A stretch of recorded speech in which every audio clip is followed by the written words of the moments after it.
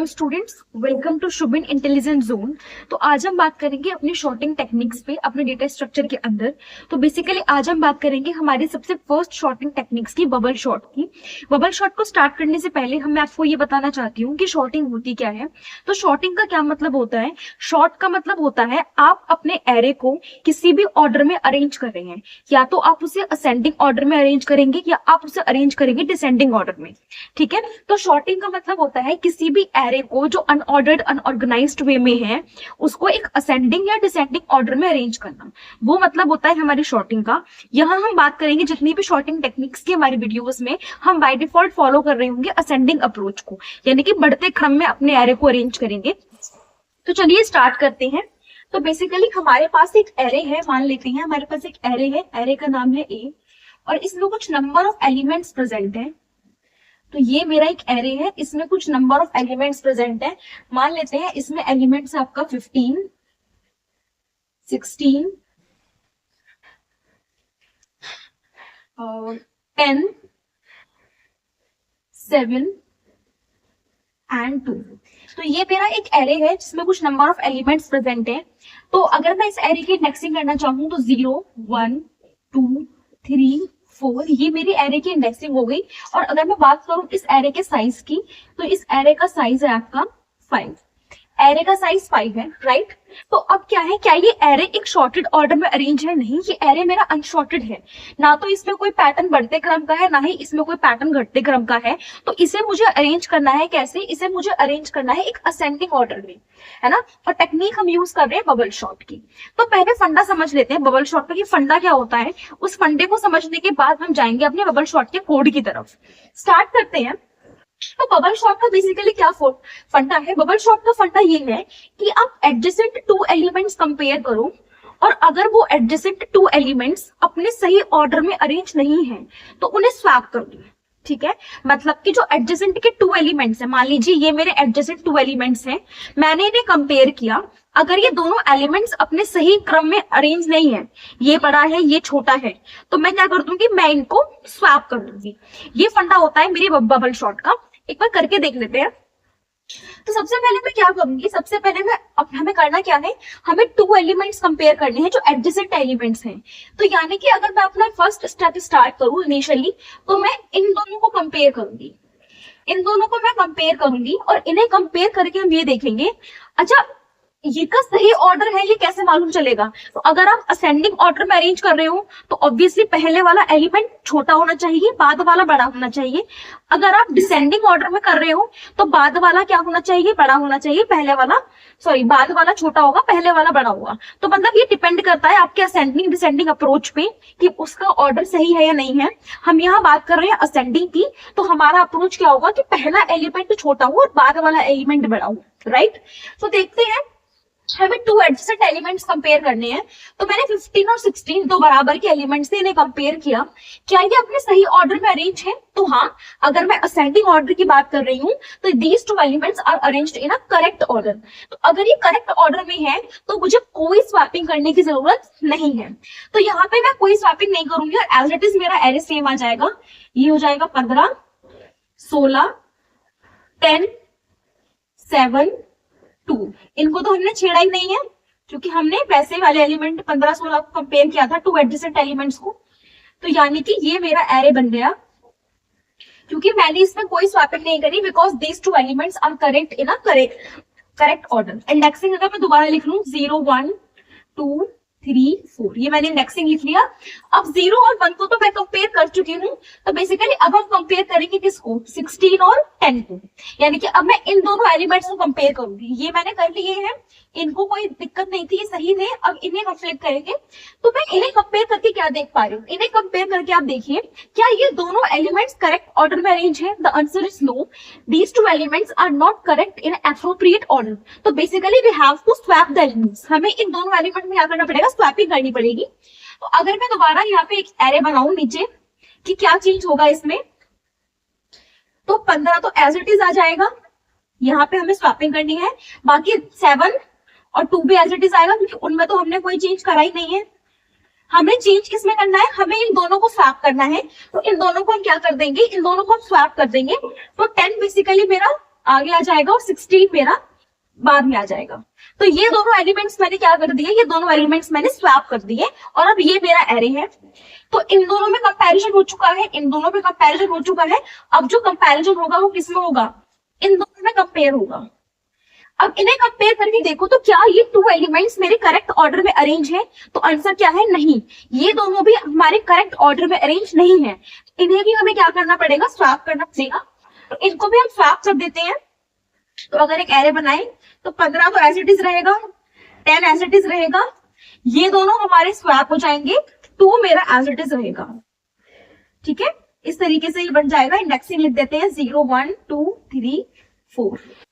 अब स्वैप करने के बाद क्या होगा, 7 मेरा आगे आ जाएगा और 16 मेरा बाद में आ जाएगा। तो 7 मेरा यहाँ आ गया और 16 मेरा यहाँ चला गया। ठीक है, तो अब क्या करेंगे, अब हम अपने इन वाले दोनों एलिमेंट्स को कंपेयर करेंगे। लास्ट के 2 एलिमेंट्स मेरे बचते हैं, तो अब मैं क्या करूंगी, लास्ट के 2 एलिमेंट कंपेयर करूंगी, 16 और 2। तो क्या ये दोनों करेक्ट ऑर्डर में अरेंज है, तो आंसर है नहीं, ये दोनों एलिमेंट भी करेक्ट ऑर्डर में अरेंज नहीं है। तो इनकी भी पोजीशन हमें क्या करनी पड़ेगी, चेंज करनी पड़ेगी। तो 15 एज इट इज आएगा, 10 एज इट इज आएगा, 7 भी एज इट इज आएगा, लेकिन बाकी के जो 2 एलिमेंट्स हैं उनकी पोजीशन क्या होगी, उनकी पोजीशन चेंज होगी। तो 2 मेरा आगे आएगा और 16 मेरा पीछे जाएगा। तो ये मेरा हो गया एल। अब ये जो पूरा कंप्लीट हुआ है, इस पूरे को हम बोलते हैं पास 1। ये क्या है, बेसिकली ये मेरा पास 1 है, पास 1। और इस पास 1 से मुझे क्या मिला, इस पास 1 से मुझे ये मिला कि इस पूरे एरे में जो सबसे लार्जेस्ट एलिमेंट था वो अपनी एप्रोप्रिएट पोजीशन पे पहुंच गया है, राइट। इस पूरे एरे में देखो सबसे लार्जेस्ट कौन था, सबसे लार्जेस्ट मेरा 16 था और 16 मेरा अपनी एप्रोप्रिएट पोजीशन पे आ गया है। तो पास 1 से मुझे क्या मिला, पास 1 से मुझे ये मिला कि सबसे बड़ा एलिमेंट अपनी एप्रोप्रिएट पोजीशन पे आ गया। तो पास 2 कंप्लीट हो गया। अब पढ़ेंगे हम अपने अगले पास की तरफ। कौन सा पास, तो हमारा साइज यहाँ लिख देती हूँ मैं कि साइज हमने एरे का 5 ले रखा है। तो अब हमारा स्टार्ट होगा अगला पास, बेसिकली पास 2। ठीक है, और जब मैं पास 2 स्टार्ट करूंगी तो अब मैं कौन सा वाला एरे कंसिडर करूंगी, ये वाला, क्योंकि अब मेरा एरे पास 1 से ये मिला है। तो एरे क्या है, एरे है 15, 10, 7, 2 और 16 मेरा एंड में है। ये 16 मेरा बिल्कुल एंड में है। अब ये मेरा एरे है, दिस वन द एरे। अब पास 2 में हमें इस पे काम करना है। सारे स्टेप्स को हम दोबारा क्या करेंगे, रिपीट करेंगे, वही अपने स्टेप्स कि 2 एडजेसेंट एलिमेंट्स कंपेयर करते चलेंगे, जहां पे वो करेक्ट एप्रोप्रिएट ऑर्डर नहीं होगा वहां पे स्वैप करेंगे। तो देखते हैं, चलिए हम यहां से स्टार्ट करेंगे दोबारा। तो मैंने कंपेयर किया 15 और 10 को, क्या ये अपने करेक्ट ऑर्डर में है, नहीं, ये करेक्ट ऑर्डर में नहीं है। तो इनमें क्या होगी, इनमें स्वैपिंग होगी। 10 मेरा आगे आ जाएगा, 15 मेरा पीछे चला जाएगा। अब बाकी के आपके सारे एलिमेंट 7, 2 और 16 ये मेरे एज इट इज रहेंगे, इनमें कोई चेंज नहीं आएगा। ठीक है, इंडेक्सिंग लिख देते हैं 0 1 2 3 4। अब क्या करना है, अब अगले 2 एलिमेंट कंपेयर करने हैं। तो 15 को और 7 को कंपेयर करते हैं। तो क्या ये करेक्ट ऑर्डर में है, आंसर नहीं, ये करेक्ट ऑर्डर में नहीं है। तो इनमें भी स्वैपिंग होगी। तो 10 तो एज इट इज रहेगा, मेरा एरे बना लेते हैं, 10 मेरा एज इट इज रहेगा। 7 आगे आ जाएगा और 15 पीछे चला जाएगा। तो 7 आगे आ गया, 15 पीछे चला गया। बाकी के 2 और 16 में कोई भी चेंज नहीं आएगा। इंडेक्सिंग लिख लेते हैं 0 1 2 3 4। अब क्या करना है, अब बाकी के 2 एलिमेंट कंपेयर करने हैं, 15 एंड 2। क्या ये करेक्ट ऑर्डर में है, आंसर नहीं, ये करेक्ट ऑर्डर में नहीं है। तो इन्हें भी स्वैप करना पड़ेगा हमें। तो करते हैं इन्हें स्वैप।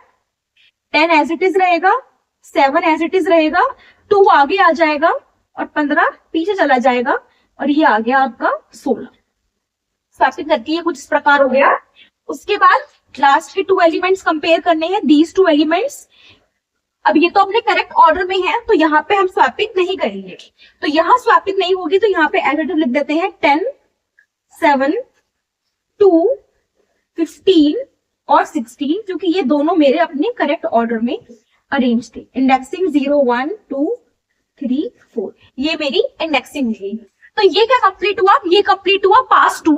पास टू में क्या हुआ, जो सेकंड लार्जेस्ट एलिमेंट था वो अपनी अप्रोप्रिएट पोजीशन पे आ गया।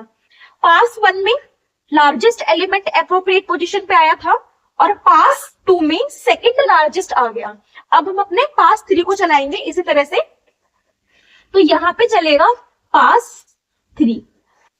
पास थ्री, पास थ्री में जो एरे चलेगा वो दिस वन होगा, ठीक है। तो पास थ्री के लिए जो एरे यूज होगा वो क्या है मेरा 10, 7, 2, 15, 16। तो ये एरे है जो चलेगा हमारा पास थ्री के लिए। इंडेक्सिंग क्या है 0, 1, 2, 3, 4। ये मेरी इंडेक्सिंग है। बोर्ड पे स्पेस कम है इसलिए मैंने थोड़ा छोटा बनाया है, राइट। स्टार्ट करते हैं, वही अपना कंपैरिजन स्टार्ट करेंगे हम। पहले इन्हें कंपेयर करेंगे, क्या ये करेक्ट ऑर्डर में है, नहीं ये करेक्ट ऑर्डर में नहीं है, स्वैपिंग हो जाएगी। 7 आगे आ जाएगा, फिर आपका 10, फिर आपका 2, 15 एंड देन आपका 16। तो ये हुआ एरे 0, 1, 2, 3, 4। ये इस तरह से है, ठीक है। उसके बाद कंपेयर करेंगे अगले दो एलिमेंट को, किसे किसे, 10 को और 2 को। क्या ये करेक्ट ऑर्डर में है, नहीं ये करेक्ट ऑर्डर में नहीं है, we need to swap that elements. तो 7, 2 हमारा आगे, 10 पीछे, 15 और 16 अपने करेक्ट ऑर्डर में है। तो 0, 1, 2, 3, 4 ये हो गई मेरी इंडेक्सिंग। अब कंपेयर करना है हमें किसको, 10 और 15 को। 10 और 15 अपने करेक्ट ऑर्डर में है, नहीं 10, 15 करेक्ट ऑर्डर में नहीं है, तो हम इन्हें स्वैप नहीं करेंगे। स्वैप हमें नहीं करना है बिकॉज ये करेक्ट ऑर्डर में ही है। तो 10 ऐसे की ऐसे आएगा, 15 और ये आ गया 16, 0, 1, 2, 3, 4। उसके बाद कंपेयर करेंगे 15 और 16 को, यानी कि लास्ट के 2 एलिमेंट्स को। तो क्या ये करेक्ट ऑर्डर में है, हाँ ये करेक्ट ऑर्डर में है, तो इन्हें भी हमें स्वैप नहीं करना है। 7, 2, 10, 15 और 16, 0, 1, 2, 3, 4। इस तरीके से ये पास 3 हमारा कंप्लीट हुआ, ठीक है। तो पास 3 भी कंप्लीट हो गया। अब हमें करना है अपना अगला पास, पास 4। पास 4 में जो एरे यूज होगा वो ये वाला एरे होगा। तो पास 4 को हम यहाँ पे कर देते हैं, यहाँ पे स्पेस है थोड़ा सा, यहाँ बना देते हैं पास 4। बोर्ड पे स्पेस थोड़ा सा कम है, कोई बात नहीं, थोड़ा ऑपरेट करते हैं। तो ये हमारा पास 4 है। पास 4 का एरे क्या है 7, 2, 10, 15, 16। तो इसको देखते हैं एक बार। अब इस एरे पे क्या करना है लिख लेते हैं, 7 है, 2 है, 10 है, 15 है और ये 16 है। ये मेरा एरे है। अब इसमें क्या करना है, इसमें हमें अगेन स्वैपिंग स्टार्ट करनी है। तो मैं 7 और 2 को स्वैप करूंगी। स्वैप होगा, हाँ होगा, क्योंकि 7 मेरा बड़ा है, 2 मेरा छोटा है। तो ये बनेगा 7, 2, 10, 15 और 16। ये मेरा एरे बनेगा। क्या इसके बाद मुझे स्वैपिंग करने की रिक्वायरमेंट है, तो नहीं, इसके बाद मुझे स्वैपिंग करने की रिक्वायरमेंट नहीं है क्योंकि मेरे बाकी एलिमेंट्स ऑलरेडी अरेंज्ड हैं। अब यहाँ पे हम कुछ कंक्लूजन निकालते हैं, कुछ चीजों को समझते हैं।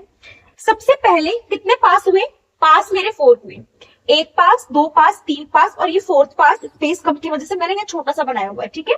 आई थिंक विजिबल होगा वीडियो में आपको। ये हुआ क्या है, यहाँ पे एनालाइज करें अगर हम इसको, तो जब मेरे पास 4 हुए थे तो मैंने कितने, ये पास है और ये पास के अंदर होने वाले स्टेप्स हैं।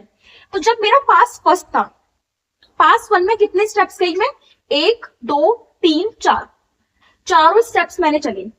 यानी कि अगर मैं यहाँ पे लिखूं पास और यहाँ पे मैं लिखूं अपने स्टेप्स, तो जब मैं पास फर्स्ट किया, जब मैंने पास 1 किया तो मुझे कितने स्टेप्स रिक्वायर्ड थे अपने फर्स्ट लार्जेस्ट एलिमेंट को पहुंचाने के लिए, एंड में 4 स्टेप्स, मुझे 4 स्टेप्स रिक्वायर्ड थे। फिर मैं पास 2 पे आई।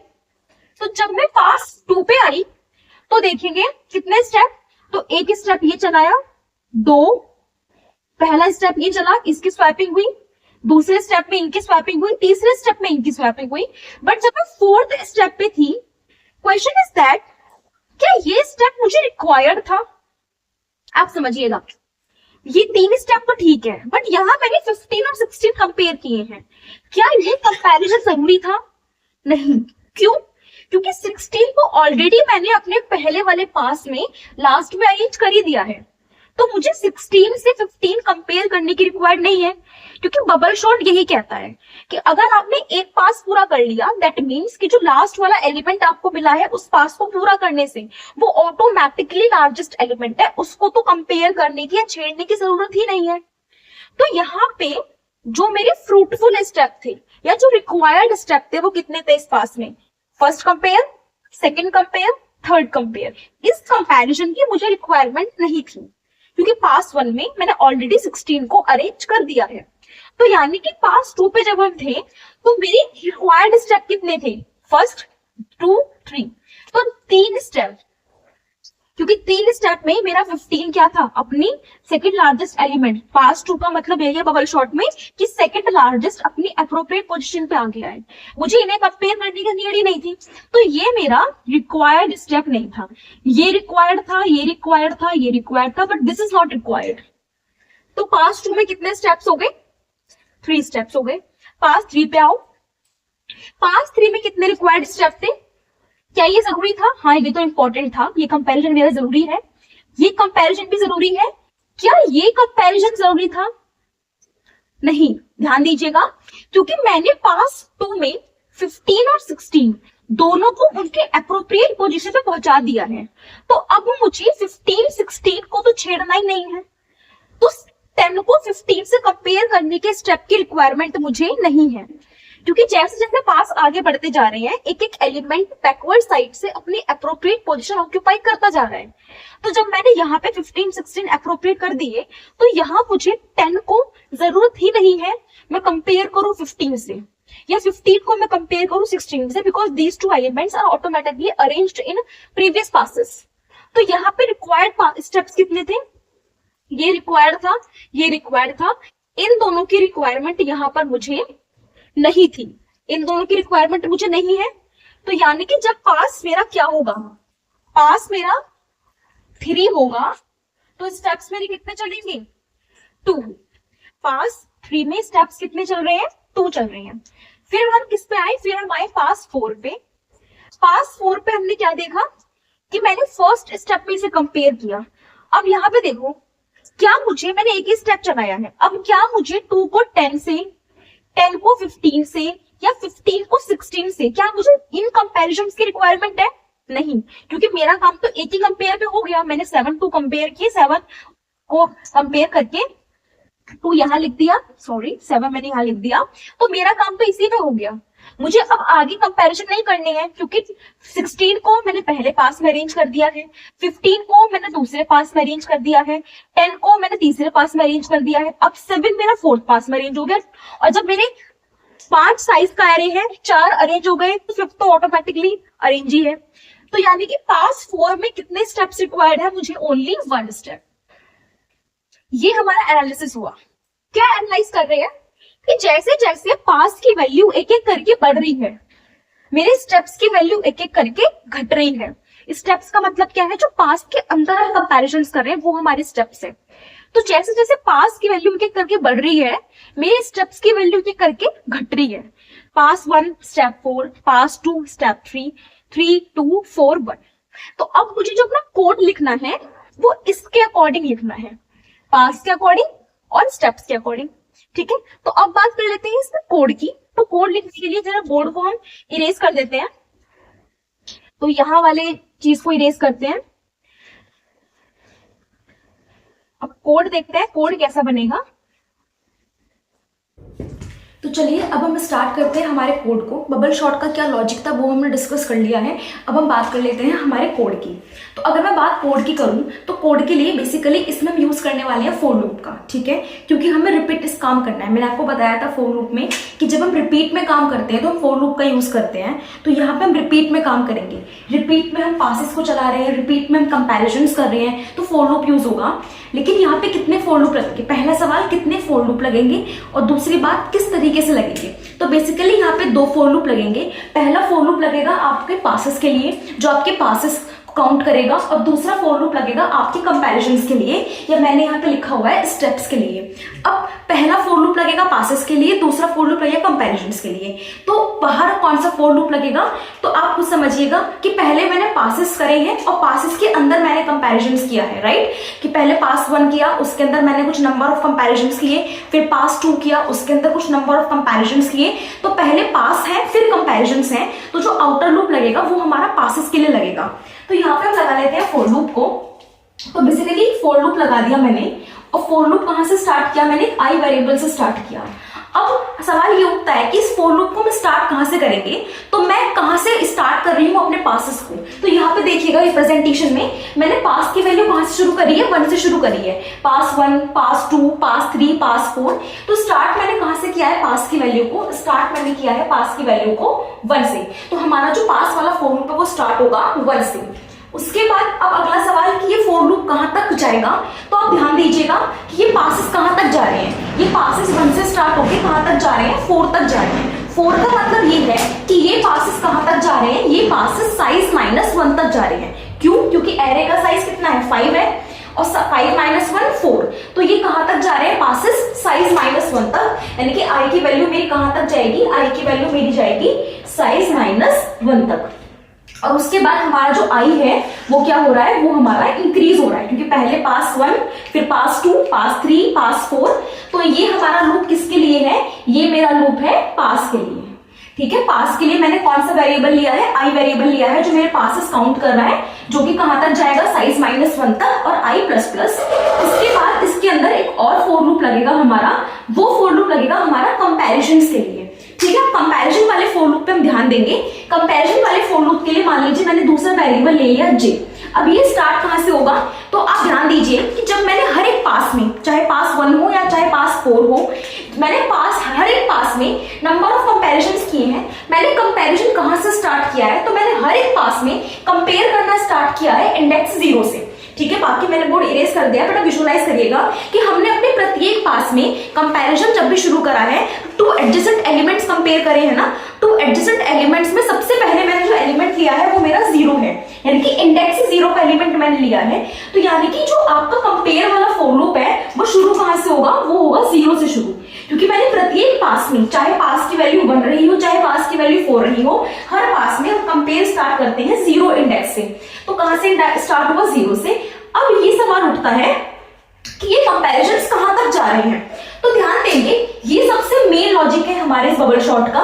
ध्यान देंगे कि जब मैं पास 1 चलाऊंगी, पास को कौन सा वेरिएबल रिप्रेजेंट कर रहा है, आई। ध्यान देंगे पासेस के लिए मैंने कौन सा वेरिएबल लिया है, तो बेसिकली पास के लिए मैंने वेरिएबल लिया है आपका आई।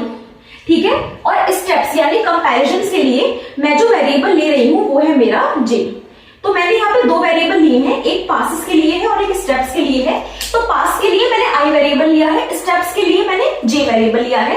तो जब आई की वैल्यू 1 होगी, यानी कि पास मेरा 1 होगा, तो स्टेप्स की वैल्यू कितनी होगी, 4 होगी।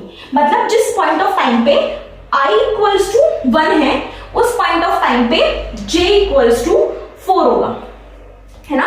क्योंकि पास के लिए मैंने कौन सा वेरिएबल लिया है, आई वेरिएबल, और स्टेप्स के लिए मैंने कौन सा वेरिएबल लिया है, जे वेरिएबल। तो जब आई की वैल्यू 1 है तो जे की वैल्यू 4 है। जब आई की वैल्यू हमारी 2 होगी तब जे की वैल्यू हमारी 3 होगी। जब आई की वैल्यू 3 होगी तब जे की वैल्यू 2 होगी, और जब आई की वैल्यू 4 होगी तो जे की वैल्यू 1 होगी। कुछ नहीं करा, जो चीज मैंने आपको यहां समझाई थी अभी पूरे एल्गोरिथम में, उस चीज को बस मैंने वेरिएबल्स के लिया है, क्योंकि हम उस चीज के लिए अपनी कोडिंग में क्या यूज कर रहे हैं, वेरिएबल्स यूज कर रहे हैं। तो पासेस के लिए क्योंकि आई वेरिएबल है, स्टेप्स के लिए जे वेरिएबल है, तो ये रिलेशनशिप बन रही है। आप ध्यान देंगे, दिस इज द 1 2 3 4 और यहाँ पे 4 2 3 1।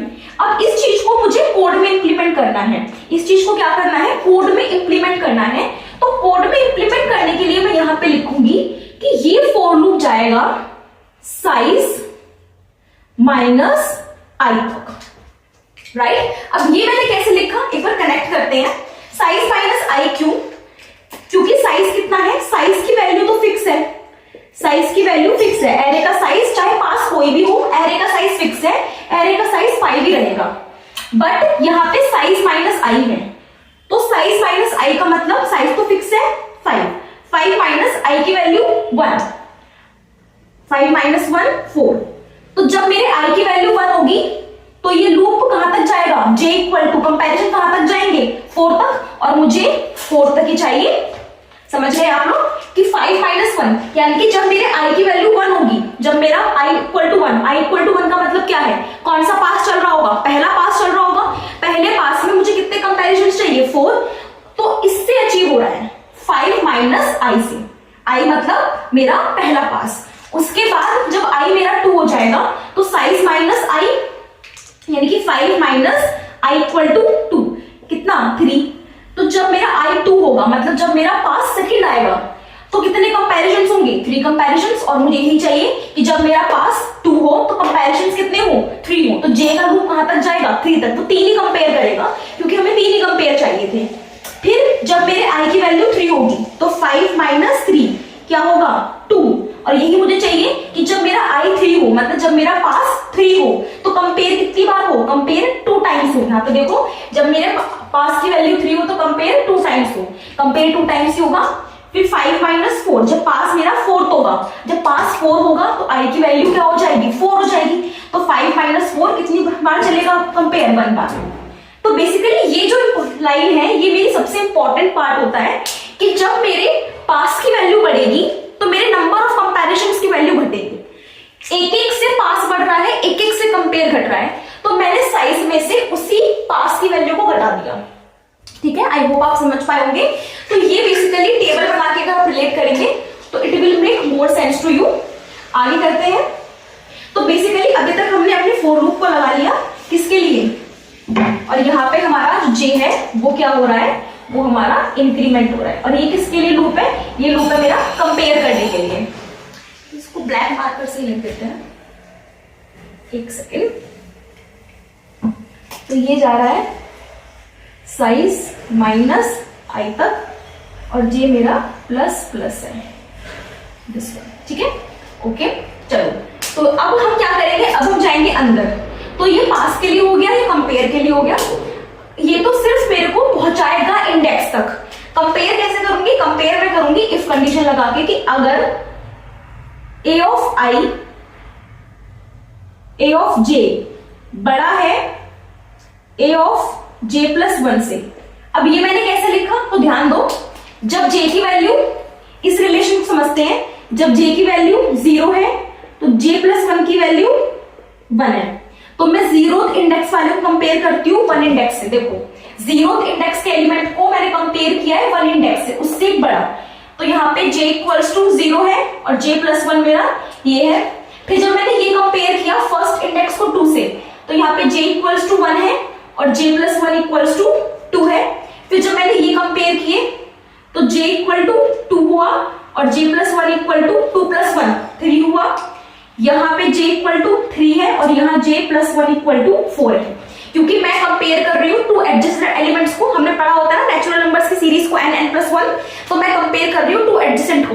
तो j को कंपेयर करूंगी हमेशा j प्लस 1 से, क्योंकि j पहले वाला होगा। अगर j 2 होगा तो j प्लस 1 3 होगा, ये 0 होगा तो ये 1 होगा, ये 3 होगा तो ये 4 होगा। टू एडजेसेंट एलिमेंट्स हम कंपेयर कर रहे हैं, तो हम टू एडजेसेंट एलिमेंट्स को कंपेयर करते हैं। तो j अगर बड़ा है, यानी कि पहले वाला एलिमेंट अगर बड़ा हो गया और बाद वाला एलिमेंट छोटा हो गया, तो हम क्या करते हैं, तो हम स्वैप करते हैं। आई होप आपको स्वैप वाला कोड पता होगा। स्वैप हम कैसे करते हैं, तो a ऑफ j को हम भेजेंगे थर्ड वेरिएबल टेम्प में, उसके बाद a ऑफ j को हम कहां भेजेंगे टेम्प में, फिर a ऑफ j प्लस 1 को हम डालेंगे a ऑफ j में, और फिर हम टेम्प को डालेंगे a ऑफ j प्लस 1 में। इस तरीके से हम क्या करेंगे, अपना कंप्लीट करेंगे कोड। तो यहाँ पे हमारा फॉर लूप भी क्या होगा, सारे लूप क्या होंगे, बंद होंगे। तो ये पूरा कोड है हमारे बबल शॉट के लिए। जब क्या अगर बड़ा होगा तो हम स्वैपिंग करेंगे। एक बार करके देख लेते हैं। तो अगर मैं मान के चलूं कि मेरा पास 1 चल रहा है, i इक्वल टू 1 मतलब मैं पास 1 में हूं, ये लिखा हुआ है यहाँ पे, रिलेट कर पाऊंगी मैं। तो इसी को स्टार्ट करते हैं। तो मान लेते हैं हमारा पास 1 है, i इक्वल टू 1, और यहाँ पर 1 छोटा है किससे, साइज माइनस 1 मतलब कि 4 छोटा है। कंडीशन ट्रू, लूप के अंदर आ गए। जे की वैल्यू क्या है 0, यहाँ पे लगा लो जे वेरिएबल, ये आई वेरिएबल के लिए है 1 और ये जे वेरिएबल के लिए है 0। तो जे 0 है तो क्या 0 छोटा है साइज माइनस आई, 4 माइनस आई की वैल्यू कितनी है 1, 4 माइनस सॉरी साइज की वैल्यू है मेरी 5, तो 5 माइनस 1 इक्वल्स टू 4। तो क्या 0 छोटा है 4 से? हाँ 0 छोटा है, कंडीशन ट्रू हो गई, हम इसके अंदर आ गए।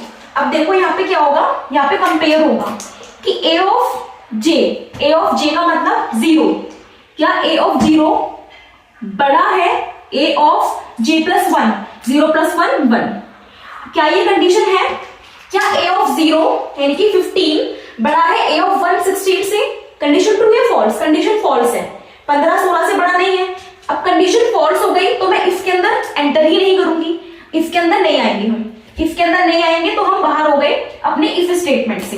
अभी हम इफ स्टेटमेंट से बाहर हैं, फोर लूप से बाहर नहीं है, तो फिर हम क्या करेंगे जे plus plus, directly I plus plus नहीं होगा, अभी मैं यहां पर हूं, अभी भी मैं जे फोर लूप के अंदर हूं, इफ से बाहर आई हूं सिर्फ, तो हम जे प्लस प्लस करेंगे, जे की वैल्यू हमारी बढ़ जाएगी। तो जे की वैल्यू कितनी हो जाएगी? जे की वैल्यू 0 से हो जाएगी 1।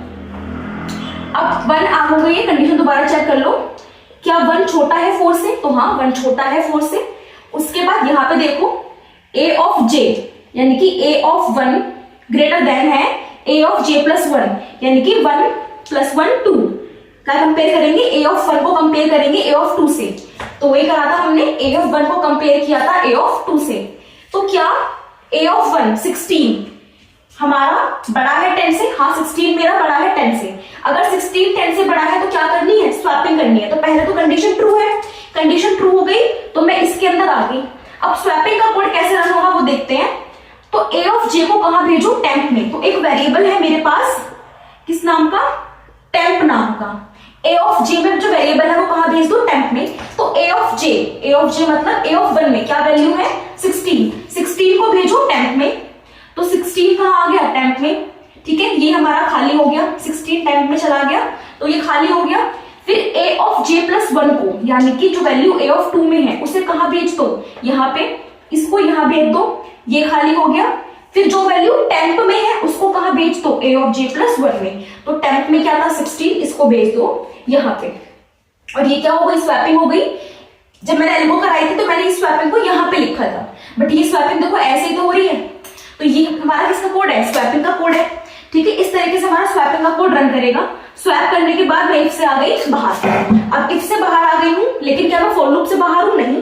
तो अगेन हम अपने जे की वैल्यू बढ़ाएंगे। जे की वैल्यू क्या हो जाएगी? 2। कंडीशन चेक करो, क्या 2 मेरा 4 से छोटा है? हाँ 2 4 से छोटा है। तो मैं अगेन लूप में आऊंगी। a ऑफ j, j की वैल्यू कितनी है? 2। a ऑफ 2 अगर बड़ा हुआ a ऑफ 3 से, तो a ऑफ 2 क्या है? यहाँ पे कंपेयर किया था हमने a ऑफ 2 को। a ऑफ 2 क्या है? a ऑफ 2 है मेरा 16 और a ऑफ 3 क्या है मेरा? 7। तो हाँ ये मेरा इससे बड़ा है। तो अगेन हम क्या करेंगे? स्वैपिंग का कोड यूज करके टेम्प में भेजो, वहां में भेजो, स्वैपिंग का कोड यूज करके इन्हें क्या कर देंगे? स्वैप कर देंगे। हमने स्वैप कर दिया। स्वैप करके हम दोबारा जे की वैल्यू को बढ़ाएंगे। तो जे की वैल्यू क्या हो जाएगी? जे की वैल्यू हो जाएगी अब की बार 3 हो जाएगी। हमारा जे क्या हो गया? यहाँ पे हमारा जे बेसिकली 3 हो गया है। अब 3 के लिए रन कर लेते हैं। तो कंडीशन चेक कर लेते हैं पहले।